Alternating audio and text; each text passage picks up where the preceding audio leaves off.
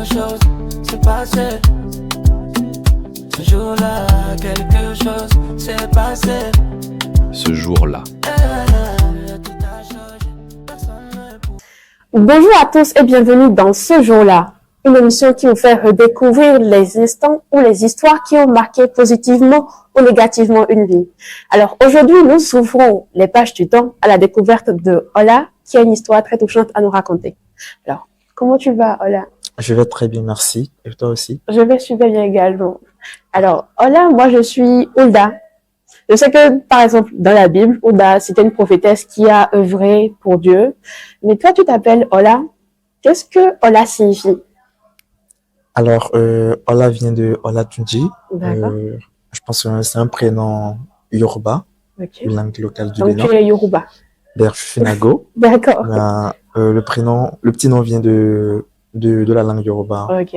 Donc, en français, cela signifie la gloire s'est révélée. Mmh. Du coup, tu t'imagines à la naissance une gloire s'est révélée. La gloire de Dieu, bien sûr. En fait. Alors, Ola, c'est qui? C'est Olatunji, oui. Mais en dehors de Olatunji, tu es qui? Tu fais quoi? Alors, primo, je suis mannequin. Ah. Et secondo, je suis entrepreneur. Ok. J'ai une petite entreprise que je dirige au Bénin. Ok. Et troisièmement, je pense que je suis ambassadeur d'un produit américain ici au Bénin aussi. Ok. Olatunji, pardon, c'est quelqu'un qui a plusieurs cordes à son arc. C'est ça, je retiens. Si on peut le dire. Alors, Ola, tu es là présentement pour nous raconter une histoire. Tu es là pour nous raconter une histoire. Si tu devais donner un titre à cette histoire, ce serait quoi? Rêver grand tout en partant de rien. Oh, ça me plaît bien ce titre. Rêver grand tout en partant de rien. Bien sûr. Allez, nous, tout de suite, on a envie de tout entendre, hein, de t'entendre nous raconter ce qui s'est passé pour que tu rêves grand en partant de rien. Allez, dis-nous, qu'est-ce qui s'est passé ce jour-là? Alors, il faut savoir que moi, je viens d'une famille, si je peux le dire, un peu précaire. Ok. Et mon père, c'est quelqu'un qui se bat beaucoup pour La ses famille. enfants, pour la famille et surtout ses enfants et tout. Et je pense que parmi tous ses enfants, je suis le plus préféré. Je suis celui qu'il aime un peu, si je peux le dire en ces termes et tout. Le chouchou des parents. Si je peux le dire. Oui. Alors, il faut savoir que j'ai fait mes études secondaires au nord du Bénin, à Parakou. Et après l'obtention du baccalauréat, j'ai décidé de venir au sud pour continuer mes études universitaires. Oui. Mais cela n'a pas été facile parce que là, le daron, il n'avait pas vraiment les moyens. Tu sais, D'accord, oui. c'est la première fois de venir à Cotonou, t'as pas d'hébergement, t'as pas redormi, là c'est compliqué. Et du coup, je me suis dit, ok, vu que j'ai envie, il faut que je me débrouille pour venir en fait, tu vois. Oui, oui. Donc du coup, je me débrouille, je parle avec le daron, c'était très difficile. Au départ, il voulait pas me lâcher parce qu'il dit, ok, toi tu n'as que 16 ans, 17 ans et je te laisse partir dans une grande ville comme ça. Oui. Donc après, je me suis entêté, en tout cas, j'ai réussi à le convaincre et je suis arrivé à Cotonou. D'accord. Donc j'ai commencé une faculté à l'UAC. Et voilà, la première année, c'était vraiment horrible parce qu'on était pratiquement plus de 5000 dans l'amphi, je pense. 6000 personnes. Oui. Et toi aussi là-dedans. Et franchement, c'était un traumatisme, en fait. Parce que tu sais, la première fois quand tu intègres l'université, c'est très tout un compliqué. monde, oui. Donc, du coup, là, je commence la faculté, c'était très dur de joindre les deux bouts avec les petits efforts et tout. Et tu vois, je suis quelqu'un qui rêve très grand. Oui. J'avais pour ambition de poursuivre mes études à l'étranger. Mais je sais pertinemment que je viens d'une famille, tu vois, il n'y a pas les moyens, en fait. Il y a personne, il y a pas un oncle, il y a personne qui peut t'épauler. Donc, du coup, quand c'est comme ça, c'est très compliqué. Là, tu rêves, mais tu n'as vraiment pas les moyens pour pouvoir les réaliser. Voilà. Donc, du coup, je commence petitement et je fais la première année à Cotonou et je passe en deuxième année. Et là, je me dis, ok, là, ça fait 5000 personnes. Là, on est admis pratiquement près de 800 en deuxième année. Et si je dois continuer dans ces facultés, qu'est-ce que je deviens par la suite? Je termine, là, j'étais à la FAST, je te précise, j'étais à la FAST, je faisais la physique-chimie. Et pour une petite info, j'étais super bien en physique. Donc, je me dis, ok, dès que je termine là, je deviens enseignant. Et pour moi, en fait, je pourrais gagner le minimum. Ouais. Mais là, je me dis, OK, ce minimum, c'est pas ce qu'il me faut parce que je sais, je veux rouler dans des grosses voitures, je veux être vraiment bien, tu vois. Ouais. Parce que là, quand tu es sur les réseaux, tu Ouais. vois la vie de certaines personnes, c'est bien. Oui. Et du coup, tu as envie de faire vraiment des choses qui sont très, voilà, Ouais. les choses grandioses, en fait. Ouais. Et là, du coup, un soir, j'appelle mon daron, je lui dis, OK, là, franchement, j'en ai marre, mais je veux sortir du pays. Il me dit, mais tu veux sortir du pays? C'était en quelle année ça? Je pense là, je suis venu à Cotonou en 2020. Ok. Et du coup, je pense que ça doit être l'année 2021. Ok. 2020. D'accord. Donc, là, je l'appelle et il me dit, mais qu'est-ce que tu me racontes? Là, j'ai pas les moyens. Et je fais, ouais, je sais, t'as pas les moyens, mais on peut trouver en tout cas une solution et tout. Il me dit comment? Je lui dis, bon, là, franchement, je vais essayer de faire une procédure publique vers la France et on va voir ce que ça va donner et tout. En plus, il faut noter que j'avais une tante qui habitait en France depuis plus de 30 ans. Donc, du coup, elle partait, elle revenait régulièrement chaque 2 semaines. Donc, quand je la voyais prendre le vol, je me dis, oh, Ça va être comme elle. Seigneur, localise-moi, en fait, parce que là, je vois, en fait, qu'elle est très mini, quoi, tu vois. Donc, là, elle était ma première source de motivation. Ah, je profite pour le faire un petit coucou à Laurence. Voilà. Donc, là, j'appelle le daron. Il me dit, OK, d'accord, on va voir ce qu'on peut faire et tout. Et bah, un soir, il me rappelle, il me dit, OK, je vais essayer de te trouver un petit montant. Et comme ça, tu vas faire ta procédure. Et je fais en vrai. Et il fait OK. Et là, vu que j'étais super bien dans la faculté, j'étais parmi les premiers et tout, j'avais un peu de relations avec mes enseignants et tout. Et là, un soir après les cours, je me rends au niveau du cabinet du vice-doyen de la faculté et je lui dis, papa, il faut que je quitte la faculté, je veux poursuivre les études à l'étranger. Ouais. Et donc, il me dit, voilà, tu es un bon garçon depuis que je te connais et tout. Et je lui dis, mais moi, mes parents n'ont pas les moyens. Là, je l'ai appelé, je lui ai dit, là, c'est chaud, en fait. Et là, il me fait, OK, d'accord, qu'on va voir. Bon, là, je commence à désespérer parce que je sais que c'est fini, qu'il a fini avec moi. C'est quelqu'un qui n'a pas le temps. Donc, il faut noter, en fait, en première année, on avait l'ex-ministre de l'enseignement supérieur et de la recherche scientifique, Madame Eleonore Yahi, qui nous faisait, en fait, les cours en chimie. Donc, elle venait une fois par an. Et donc, vous avez juste la chance de la voir juste une fois. Donc, moi, je me suis arrangé, je sais, OK, elle sera là dans telle semaine et tout pour nous faire cours. OK, je m'arrange pour être au tableau.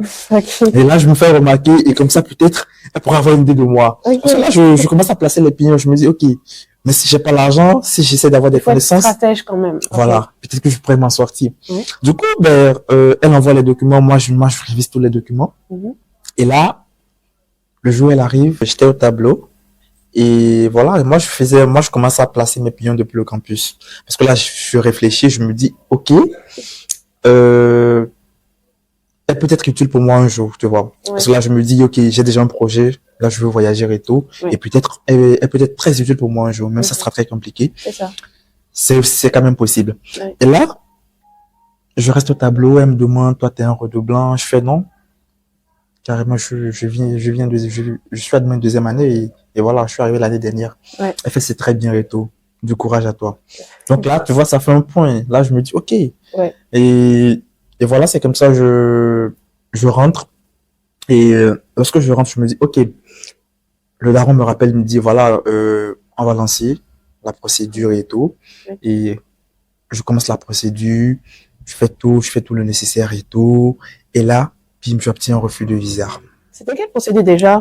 C'était la procédure pour la France. OK. Une procédure avec Campus France. Ah, OK, Campus France. Donc, j'ai eu une admission et tout. J'ai eu tout, en fait, comme tout, et il fallait et tout. Mais j'avais un problème au niveau de la garantie financière. Tu vois, pour la France, il faut stocker un montant donné dans un compte et tout. Ce montant a été stocké, mais je pense que l'ambassade a constaté que c'était juste pour la demande que le montant a été stocké.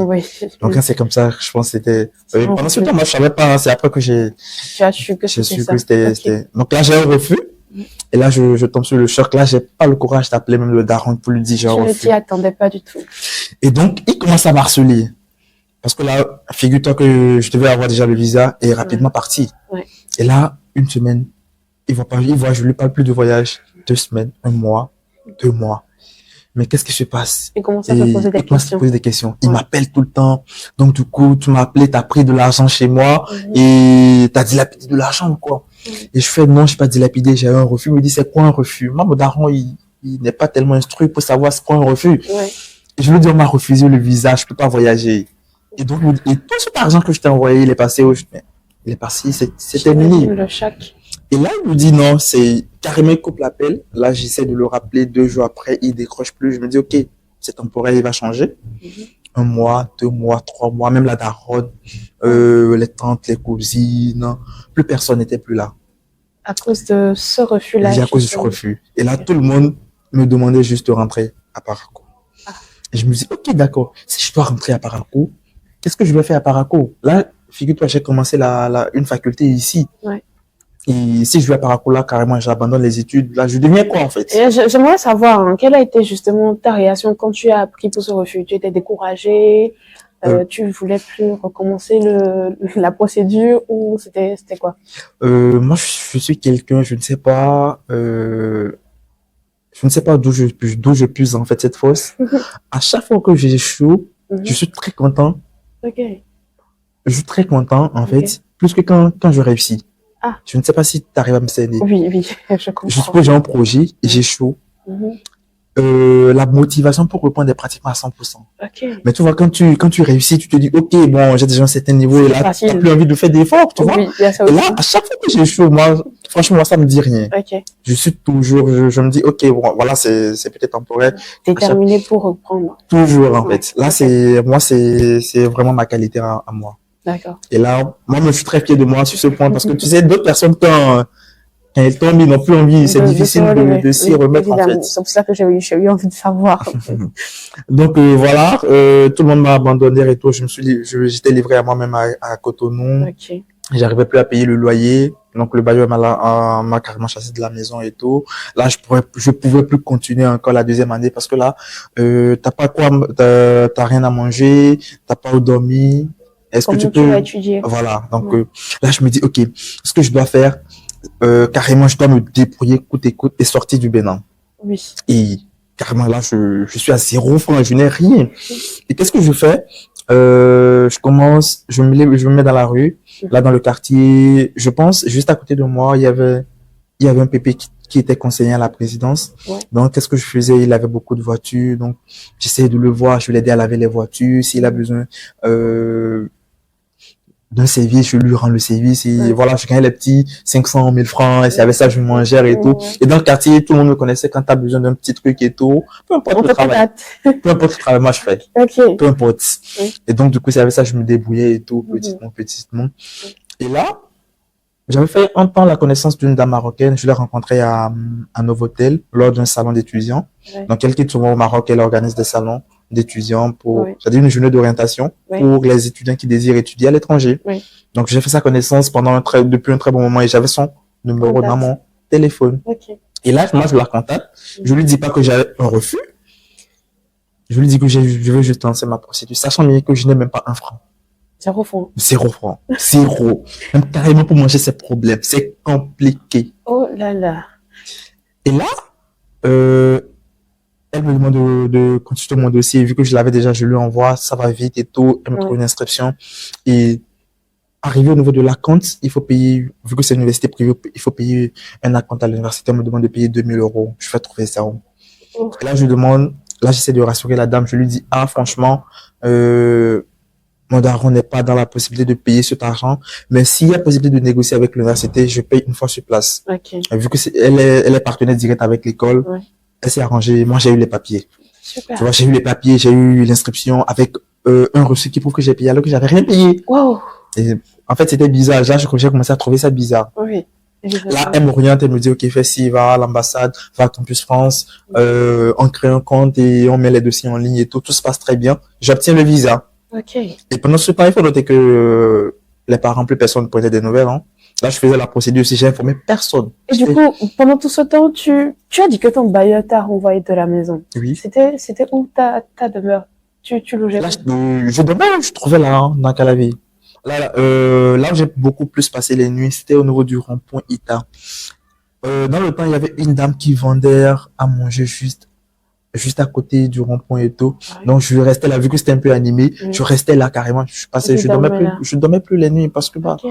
là, j'ai tous mes documents sur moi. Ouais. J'ai mes papiers sur moi. Ouais. J'ai mes vêtements sur moi. J'ai ma Ouais. brosse à dents sur moi. Ouais. J'ai mon éponge sur moi. Donc, Tout du ça coup, dans un sac. dans un sac, en fait. Ah ouais. Et ça, je me rappelle du temps. Le sac est toujours à dehors et tout. Oui. Donc, voilà. Donc, c'était compliqué, mais tu vois, je continuais toujours de me battre. J'ai pas lâché. Oui. Et là, j'obtiens le visa. Mhm. Lorsque j'obtiens le visa et tout, je devais maintenant prendre le billet et tout. Là, la dame me lâche, elle me dit non, vas-y, je pourrais plus t'aider. J'ai vraiment beaucoup de dépenses et tout. Je fais ok, d'accord. Et il y a pas de souci. Et là, je me livre à moi-même. Là, je rentre dans Cotonou là. Oui. Je me dis ok. Là, il me faut, je vais chez Air France, je demande le prix du billet, on me dit 500. Je dis ah. La personne qui va m'aider avec 500 000 dans ce pays. Je vois en fait ça comme un truc carrément impossible. Oui, comme une montagne. Et là, je me dis, ok, t'as fait jusqu'à ce que t'as eu le visa, ce que beaucoup recherchent, ils n'ont pas eu. Oui. Et c'est juste pour un simple billet, tu vas pas voyager. Non, mais oh là, réfléchis un peu. Oui. Et là, je me dis, ok, d'accord. Là, la première idée qui me vient dans la tête, va à l'aéroport, pose-toi avec ton passeport. Okay. Peu importe le passager que tu trouves, demande-lui de l'aide. Oh. Tu vois? Et pendant tout ce temps, dans ton esprit, il n'y a jamais eu de doute. Jamais. Ce petit truc qui te disait, mais non, tu vas pas y arriver.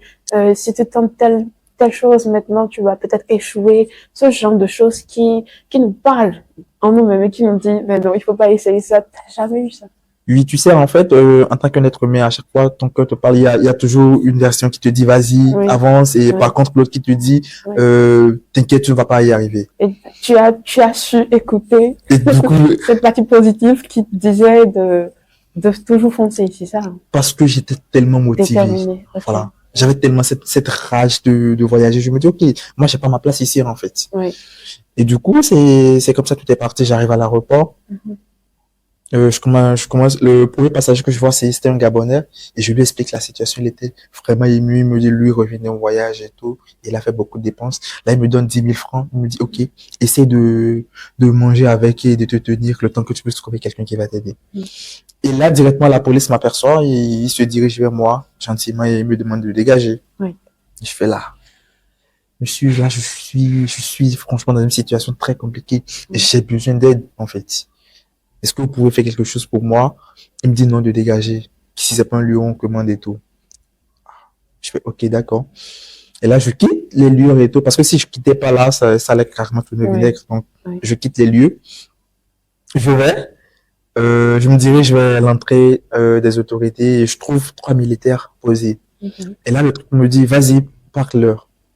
Donc, du coup, partout, en fait, la personne que je trouve, tu te rends compte que je commence à narrer mon histoire. Et donc, je suis jamais fatigué, en fait, de raconter les mêmes choses, en fait. Après tout, tu as déterminé. Voilà. Donc, je commence à raconter l'histoire aux trois et tout. Ils étaient vraiment, émus. Ils voulaient, écoute, faire quelque chose pour moi. Et là, il me dit, ok, on va faire un truc pour toi. Oui. On a une petite connaissance. On va t'envoyer vers lui, mais nous dis jamais que tu viens, de notre part et tout. Et là, on me dit, on m'oriente vers l'ex-ministre de l'économie et des finances, l'actuel président du Bénin, Monsieur Romy Adouadaï. Ah ouais? Je te promets. On m'oriente vers lui, on m'indique sa maison, tu vois, on me dit il est tant. Et du coup, je fais ok, d'accord. On me dit tu pars et tu reviens nous faire le briefing et tout. Et du coup, je vais. Lorsque je vais à la maison, puis il n'est pas là. On me dit qu'il est au ministère et tout. Je fais que d'accord. Là, j'ai même pas, les 10 000 francs que lui m'a donné, je peux pas la dépenser. J'ai touché pratiquement un billet de 10 000 il y a très longtemps, donc il faut la garder jalousement. C'est la richesse. Donc là, je marche, je vais au ministère, on me dit non, il vient de quitter le ministère et tout, il est rentré à la maison. Là, on me dit c'est pourquoi, je dis je veux le rencontrer à titre personnel, c'est sur rendez-vous, je fais non, on me dit si c'est pas sur rendez-vous, il faut nécessairement prendre une audience en fait. Et là je fais non, ça peut pas attendre en fait, ça peut pas attendre. On me dit ok, là vous vous débrouillez pour le voir.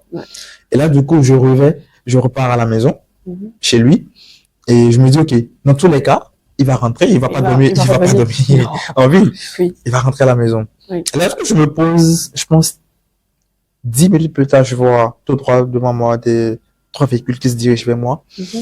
Et là, tout de suite, j'ai su que c'était lui qui venait. Oui. Et là, je me dis, ok, d'accord, il arrive, il faut que je me positionne et tout. J'enlève mon sac à dos, je suis dans la mer et tout. Parce que là, il faut que rapidement lever les documents, lui montrer les preuves pour qu'il puisse au moins être un peu persuadé. Le temps qu'il peut dire, ok, viens te poser Ouais. pour que je puisse t'entendre. Oui. Et là, il arrive directement, ces gars l'entourent directement et j'essaye de forcer. J'ai force, en fait. Là, je vois, en fait, c'est pas possible, mais je me force. Ouais. Et là, je me dis, monsieur, je veux vous rencontrer et tout. Et là, il y a une de ces gars qui me repousse avec violence. Ouais. On m'a brutalisé, j'étais tombé. Je me suis dit, oh. Et là, vu que j'étais tombé, ça fait un peu du bruit. Il a tourné le regard. Et il m'a vu. Il est resté pendant quelques secondes debout, en me regardant. Et après, il est rentré, sans rien dire. Ok. Je me suis dit, oh, j'ai perdu. Tu as raté. Qu'est-ce que je devais faire maintenant et tout? Vu qu'on m'avait dit, ok, reviens nous faire le point et tout. Je suis reparti, je lui ai dit, ah, franchement, j'ai vu monsieur Romuald et franchement, les gars ne m'ont pas permis de le rencontrer. Et voilà, c'est passé comme ça, j'ai expliqué. Et là, l'un des militaires me demandait mon ethnie, je lui ai dit que je suis Nago, du Nord et tout. Et là, il me dit, mais dans le gouvernement aussi, il y a aussi une dame qui est ministre, qui est Nago, elle est très sociale aussi. On peut t'envoyer vers elle. Ouais. Et je fais, c'est qui?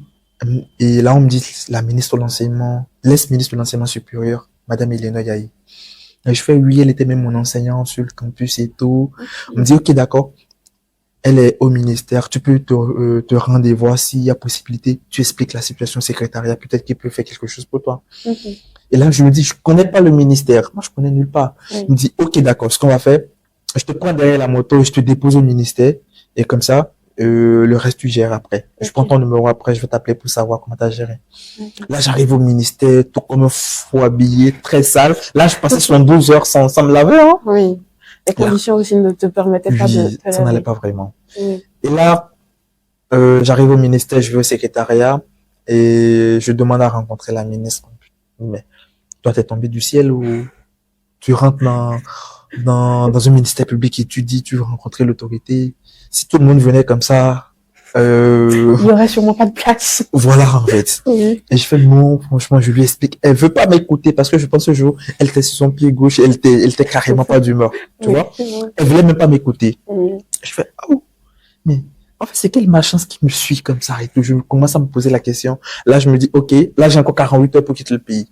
Après 48 heures, si je bouge pas, c'est que c'est mort. Ok. Et là, je passe la nuit au ministère. C'était un jeudi, je me rappelle très bien.